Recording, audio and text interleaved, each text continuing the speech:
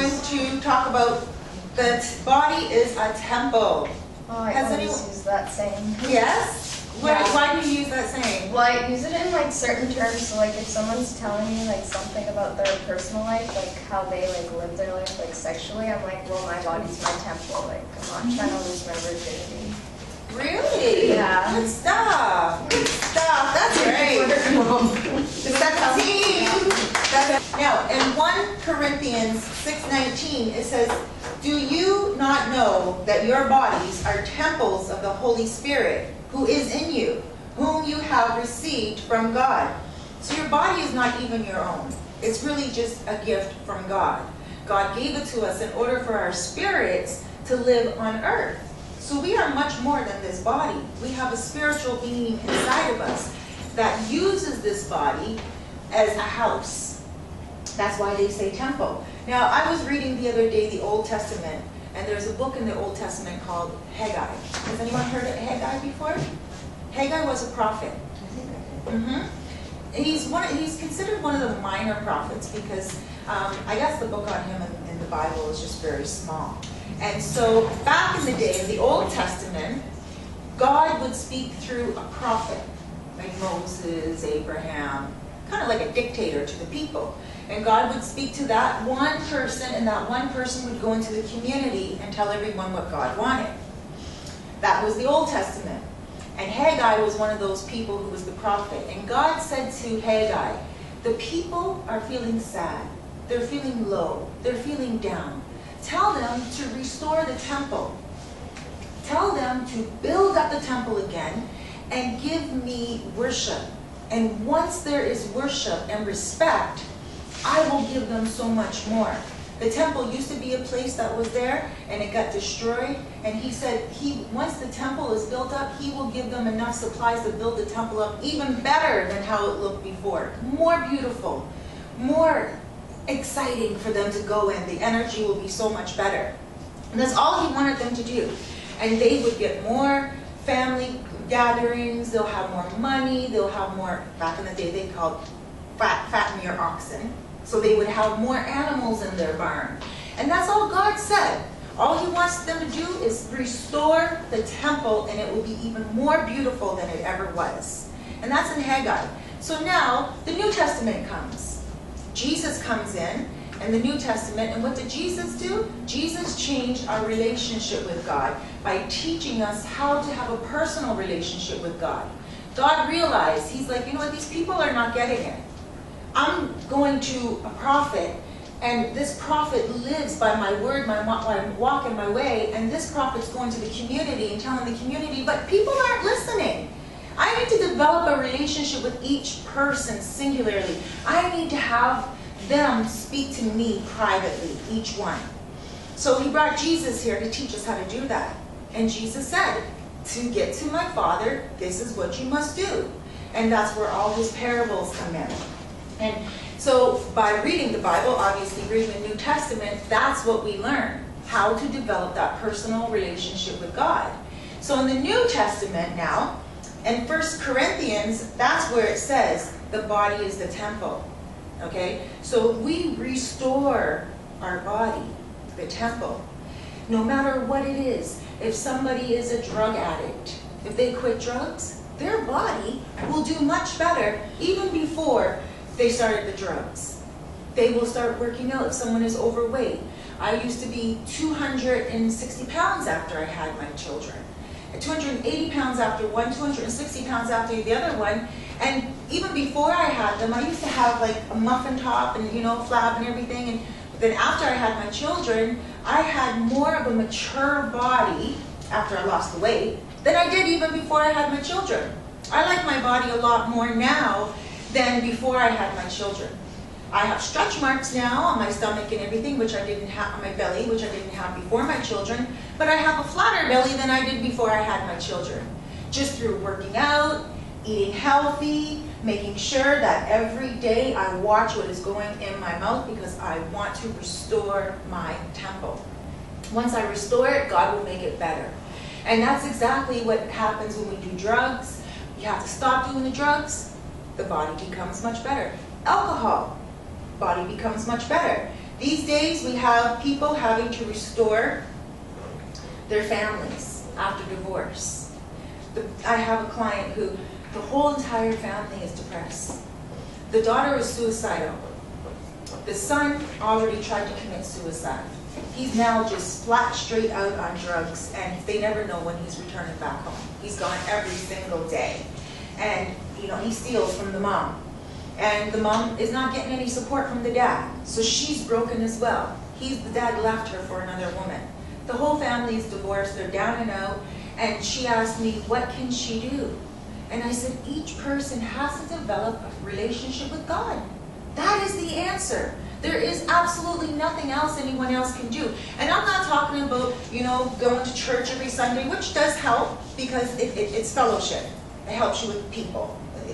Other people in church are not perfect. Everyone goes there because they want some kind of peace of mind. But I'm not talking about going to church. You don't have to go to church in order to have a relationship with God. You don't even have to open the Bible and memorize the scriptures. Although it does help, you don't have to do it. All you have to do is just say, God, it's you and I. God, help me. God, take me through this. God, restore my mind. We are all renewed by the transformation of our mind. We are all restored by our thoughts. So if there's anything negative going on in our life, if there's anything like divorce, like a breakup, then we have to go through it in a way where each person is doing something. This woman also has another younger child who she has now put on prescription drugs because of his depression. And she's afraid that she's going to lose him as well. That can't be. I said to her, remove those drugs away from your child's life. Take that child off those medications because those prescriptions will only teach that child how to rely on something. And then that child will continue to rely on stuff in the future. Whether it's a relationship, you can't do that. And so, but she doesn't know what else to do. She's stuck. She's broken. She feels like her whole temple, she just wants to just throw it away. She wants to commit suicide. And how many of us meet people every single day and they have a smile on their face, they're joyful, they're happy. We don't know what they're going through, how broken their temple is. And they just want to just jump off the Scarborough Bluffs. How many people every single day are living like that? And it's only through the restoring of the mind, the transformation of the spirit, that will strengthen them and restore that temple. And the temple is not just the body, it's also the mind.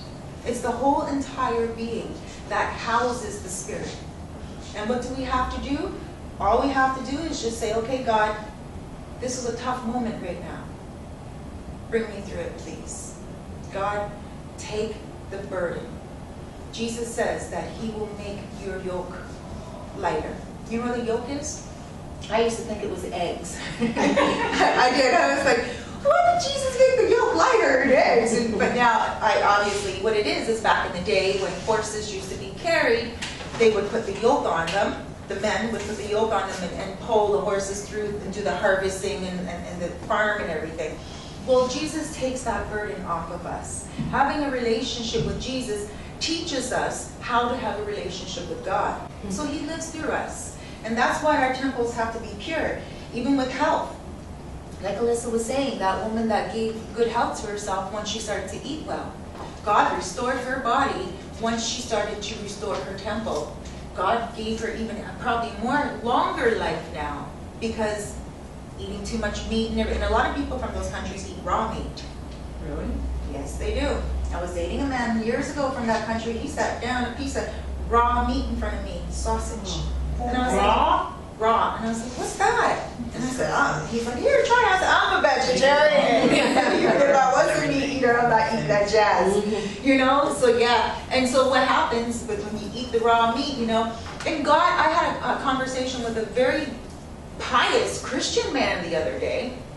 And we were talking about food and meat. And he said to me, we're allowed to eat meat, Cerise. And I said, show me in the Bible where it says all people are allowed to eat meat. Because in the Bible, Genesis, it says what we are supposed to eat. Very beginning, it's chapter 1, verse 29. It says exactly what we're supposed to eat. Seed-bearing fruit and greens, and he says, this is what I want humans and animals to eat. And then in Numbers, in the Bible in Numbers, when the slaves were leaving Egypt and they went out into the desert, they were complaining. And God didn't speak to them one-on-one at this point, because it's the Old Testament. And what happened was they're complaining to God, and they're like, God, I don't want all this manna coming from the skies. We want meat. We want to eat meat like we did in Egypt. We want to eat like that. And so, of course, God went to Abraham, and God said, yo, tell people that I hear them talking, eh? I hear these people talking, and tell them that I'm listening, and tell them I'm going to give them meat. I'm going to give them meat not for 5 days, not for 10 days, not for 15 days, not for 20, but for 30 days until it's regurgitating out of their noses. What do humans do? They got used to it. So now it's regurgitating out of their bodies in the form of cancer. It's regurgitating in the form of, different illnesses. Right? I don't want to say diabetes. It's on my tongue, diabetes. And when different things, and then it gets handed on to the generations. So if we're not supposed to eat meat, why can our bodies process it? And why is there nutrients and vitamins and minerals and proteins in meat? Right, okay, well there's more protein in vegetables. And there's more calcium, everything. Vegetables have every single nutrient and vitamin that we need. We don't need the protein in the meat and the iron in the meat. It's in every single fruit and vegetable. Okay, and they have they're different things. There's potassium in everything in just one banana. So we don't need meat at all. Our bodies digest it because we have that natural system. Blood type O's, for instance, they have more acid in their stomach. So they can mulch up the meat a lot quicker than a blood type like myself, a blood type A. I wouldn't be able to digest a piece of meat. I wouldn't.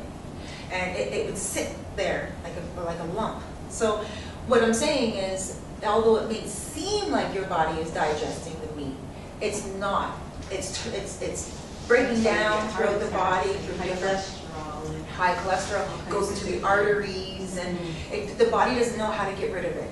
They said that when a person dies, their colon has about 15 pounds of undigested meat in it. So imagine that. That's the average person. Yeah. Imagine that. 15 pounds of undigested meat. That means that it just... Whatever they ate for months is still there. Yes, exactly. And so what's happening is, so one part in the Bible, there was a gentleman who was a vegetarian, and I think his name was Paul. I will correct myself if I'm wrong, but I know his name started with a P. Could have been Peter. But he was an apostle. So he was praying and meditating. He went to a land where they were eating meat. And there wasn't a lot of vegetables at that time, and they offered him the meat. And he refused it. And he felt very bad, and he went into meditation with God. And he said, God, what do I do? What do I do? And God said, go eat the meat. That's where people misconstrue it. That one little part in the Bible. It didn't say that every man can now start eating meat. God said to him, go eat meat. It's okay. Go eat it. That's it. The man had to eat it at that moment. Doesn't mean he had to eat it for the rest of his life. Nowhere in the Bible does it say that he continued to eat meat and have barbecues. All that stuff, right? Nowhere in the Bible. But that is where humans start to think, well, we're allowed to eat it. I don't know. Also have done, man has done this. That list that you have is man's list, period. God's list is at the very beginning of the Bible, But who in wrote Genesis. this stuff though, isn't it? I don't know. And what happens is man made a list with the Um, foods that they can eat. Man made a list hard. They even said, But Exodus right, seems like I was going to say halal. Halal Jewish What they food, say, right. They say it's okay to eat an animal. Halal, what halal means, it's okay to eat an animal, but you have to make sure all the blood is out of it they before you bless eat it. They So bless the it, but energy, halal the means, animal and all that right, stuff is- that halal means that there is no blood in the in the animal. animal. That's what because the halal Bible is. tells you The not blood to has been use drained blood. out. And it's been blessed, yes, but the blood has been drained out. So that's why if you go get a piece of halal meat, it has absolutely no blood. And that's what it means. The blood is life, right? The blood of Jesus, the blood of life. And they say that the blood is what has the life, but the flesh is what is dead. So they feel it's okay to take the blood out and just eat the flesh. It's not okay.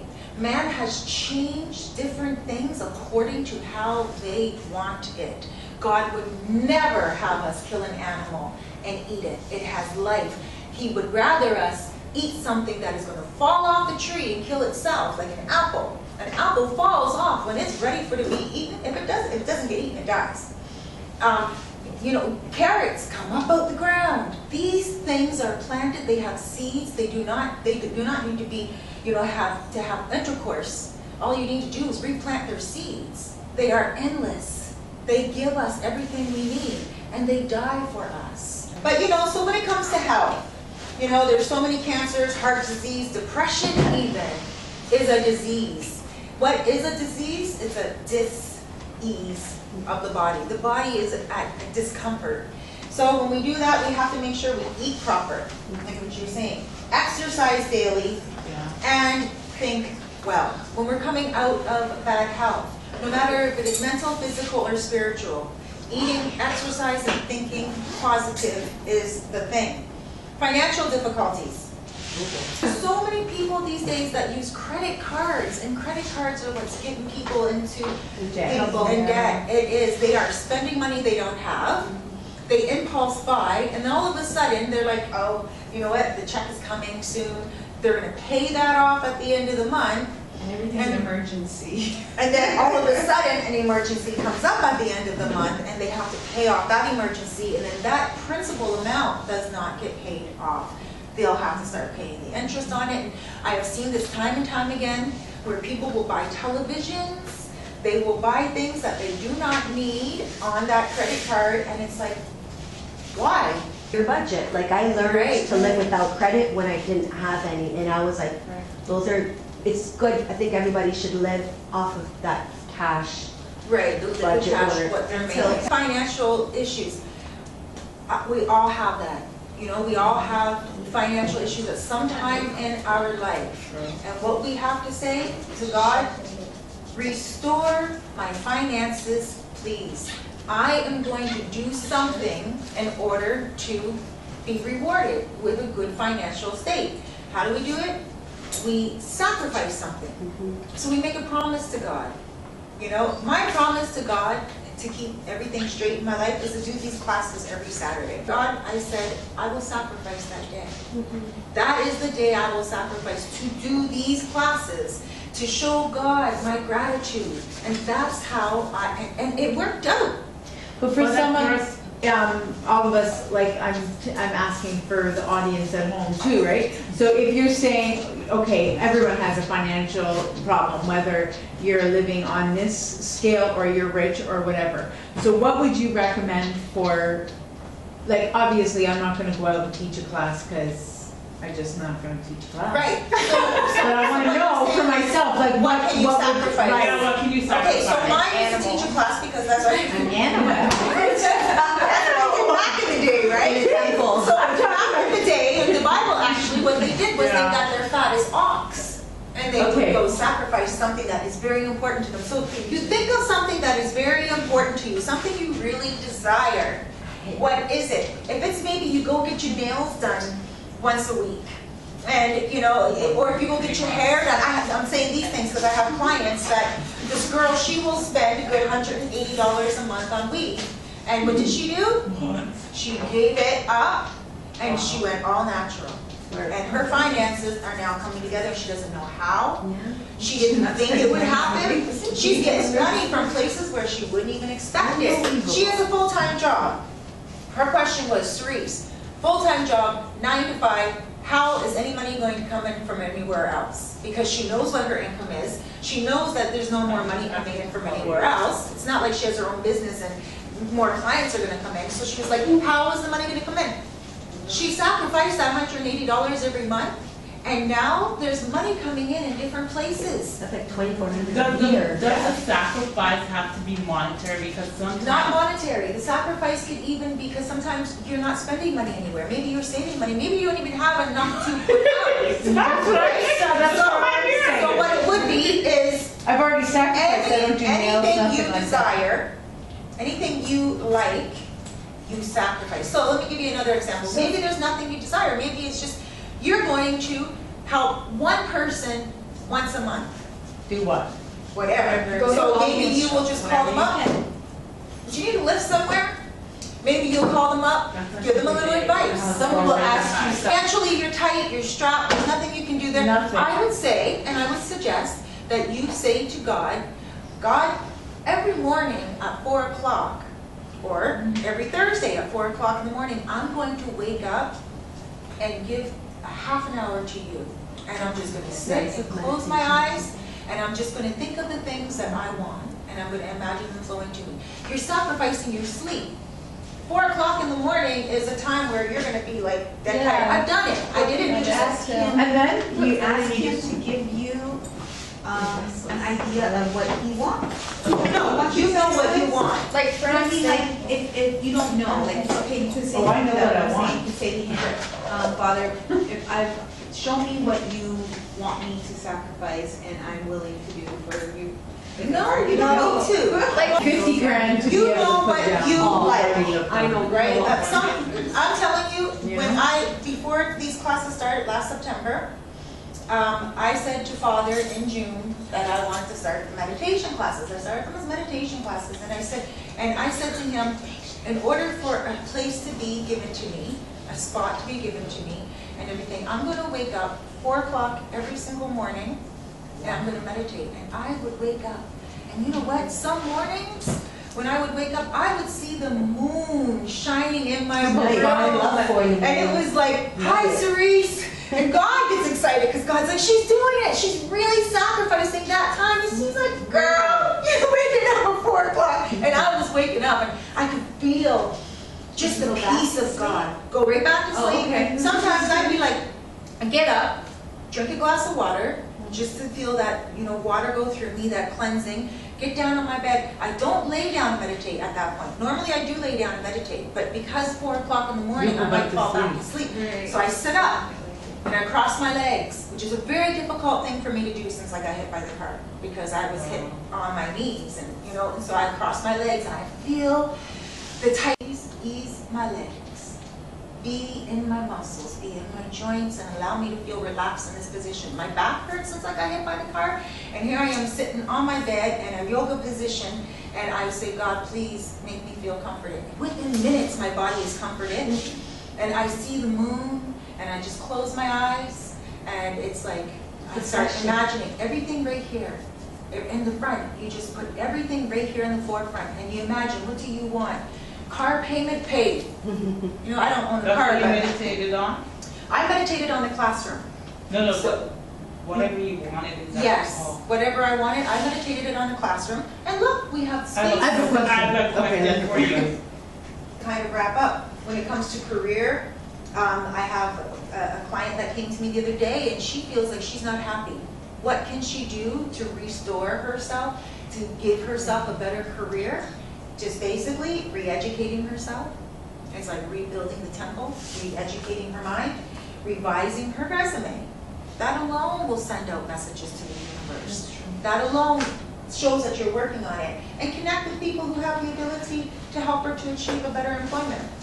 Drugs and alcohol, how can they stop and restore their body? First of all, they have to completely refrain from alcohol and drugs, change the people, places, and things that they're around, and connect with a good support system like church or group meetings, and also have a support person. In general, when we are rebuilding ourselves, just in general, we want more in our life. We want more money. We want a healthy relationship. We want better health. We want our children to be happy. And anything in life that you desire, there's 4 different things that you can do, but you have to do them in combination. And one is read literature that is inspiring. How many people these days put quotes on Facebook because they realize that it has helped them, and they put it out to the people? That is awesome, right? I'm reading it so much these days, I'm like, wow, people put quotes out there because they realize it's food for the soul.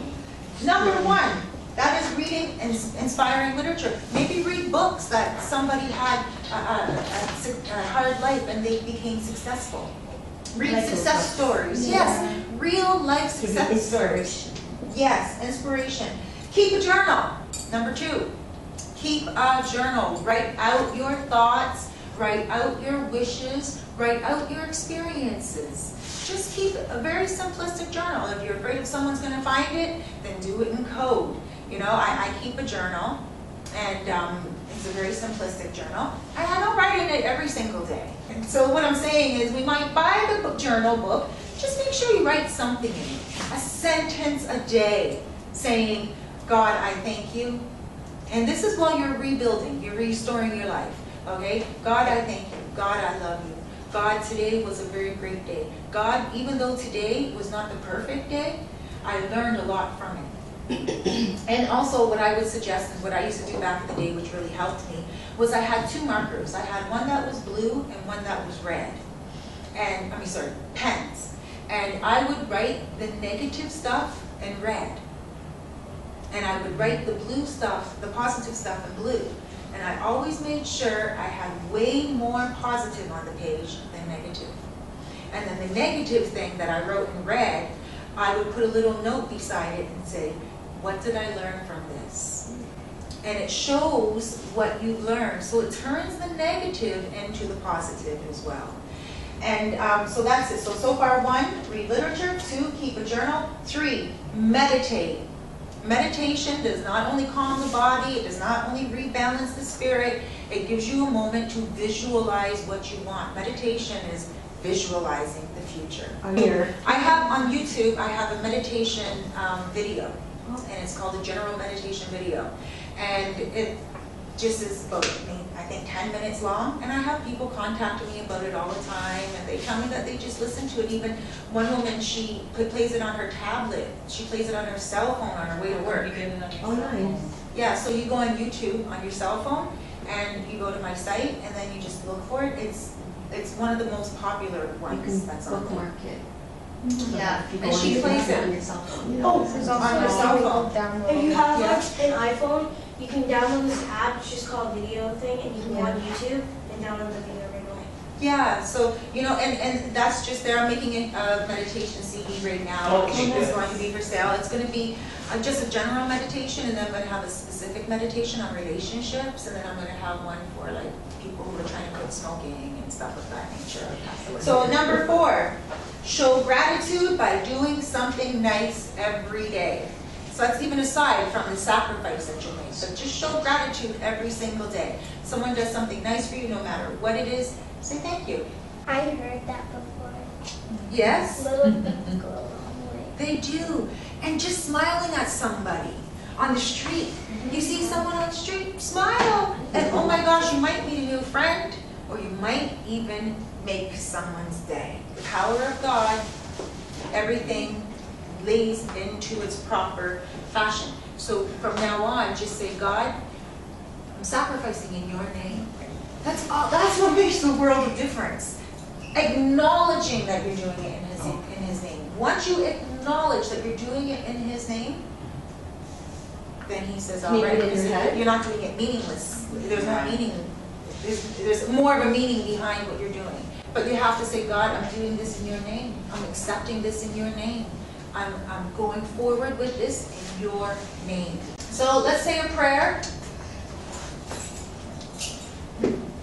Dear Heavenly Father, we come to you today. We thank you for your presence in our life. We thank you for everything that you have given us. God, help us to take care of our temples. Help us to take care of our body, our mind, so our spirit can live happily in our body, so we can fulfill your desire for giving us life on earth. Father, if there's anything that we're doing that you feel is not what we should be, give us that little indicator to let us know. Speak to us softly. When we're eating something we shouldn't, that is bad for our temple, tell us, don't eat it, and give us the strength, the willpower to remove it. If we're doing anything with our body, tell us. Give us the willpower, Father, please. Help us with our health. Help us with our finances. Help us with our careers. Help us, Father, with our family. And help our family proceed and succeed in your name.